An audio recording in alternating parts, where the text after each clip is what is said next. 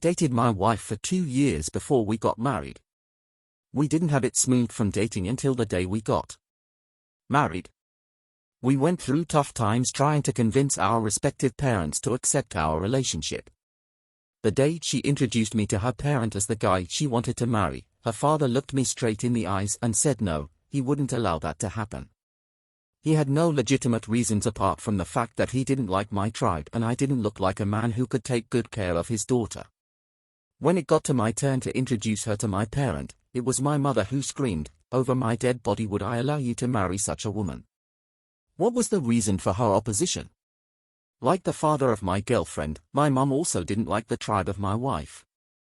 All through our dating life as partners, her dad never saw eye to eye with me and my mom never welcomed my wife into our home. When we finally got married in the church on the 14th of April 2012, my mom didn't attend the wedding and her dad also didn't attend. We had to do it without them because they were bent on separating us. We had a peaceful home and barely had anything to disagree on. Occasionally, either my mom or her dad would try to come in between us, but we had a way of handling them without causing us any trouble. I'm a salesperson. I handle the biggest space in our company's supply chain channels. Due to this, I travel a lot, but most of my travels don't take me away for more than 3 days. Yeah, occasionally my wife complains. Her complaints had nothing to do with my absence due to my incessant travels. She was concerned about the way I was always on the road and how sometimes I had to travel deep in the night. She was right. I also had concerns about that, but I had a home to run, and I needed money to run the house, so I had little option than to continue doing my job.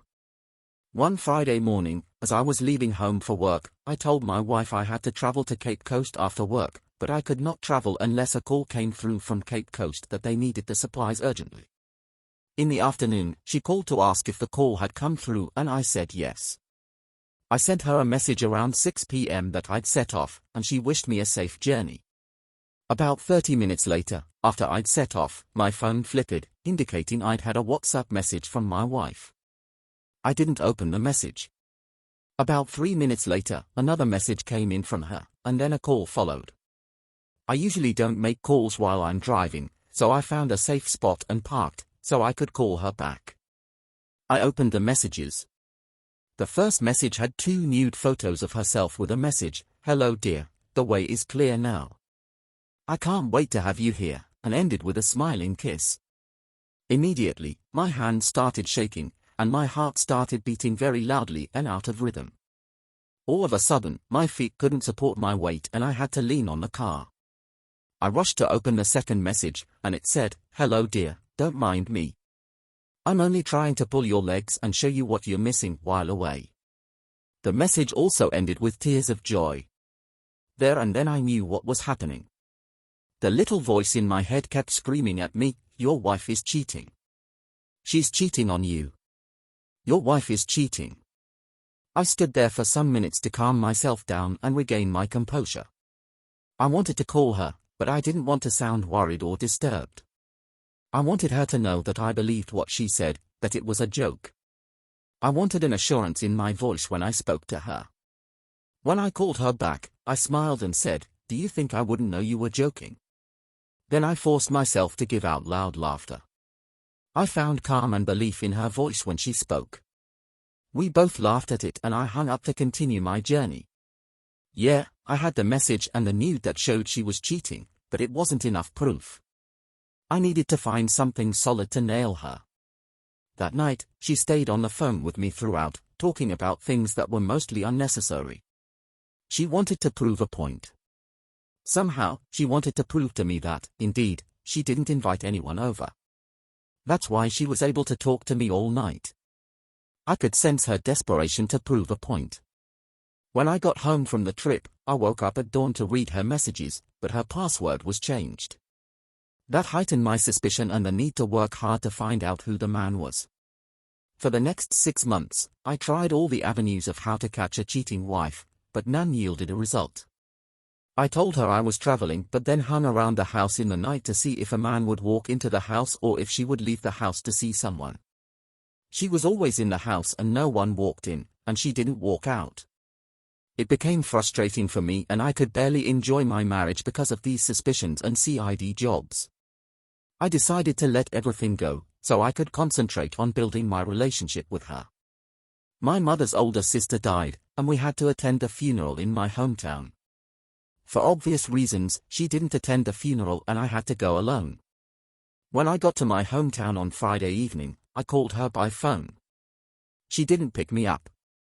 Later in the night, she called to tell me she was sleeping and that she had developed a severe headache when she woke up. She asked me to take care as she wanted to continue with her sleep. I said good night and hung up the phone. But something didn't feel right. I didn't know what that was, but I could feel it. All of a sudden, I wasn't happy and felt like I'd lost something very dear to me.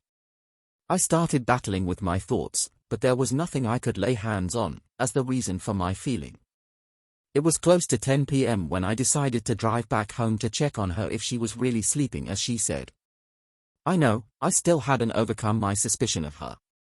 It was hard to let go of my conviction that the woman I married was cheating on me. Just about 3 hours later, I was at the doorstep of my house and my car parked a little bit far from home so the sound of the car's engine would not wake her up. The hall light was on. The TV was on too. I turned the knob slowly and it was locked. I inserted my key and opened the door. There he was. A gentleman. He was wearing only boxer shorts and holding the TV remote in his hand. The shock in his eyes when he saw me satisfied my spirit. It was like a victory of some sort to me. I asked him, "Where is my wife?" I had to repeat the question 3 times before he pointed to the remote in the bedroom, indicating where my wife was. I walked there and, truly, she was sleeping naked. Her pants were on the floor close to a used condom and the trousers of the gentleman. I screamed her name and she jerked off from her sleep. You can imagine the horror in her eyes when she saw me. She started looking around. I guess she was looking for the gentleman, so I said, I left him in the hall. I would be surprised if he was still there. She started pleading profusely and asking me to forgive her and spare her life. I told her, I don't have the strength to destroy a life I didn't create. I'm only happy that my investigation paid off after several months. My calm that night surprised me. It was as though it didn't hurt to find your wife in your matrimonial bed with another man. But then, I remembered how I felt the day I got the nude photos, and I was glad I didn't allow myself to go through that pain again. I walked away from the bedroom. I couldn't see the gentleman when I got to the hall. Well, that was expected. I went to where I parked the car and drove away to a friend's house. For 1 week or so, I stayed with my friend and didn't get any call from her. I don't know what else to do about this issue and, coupled with my mom complaining about not liking her and this happening, I don't know how to explain this to her.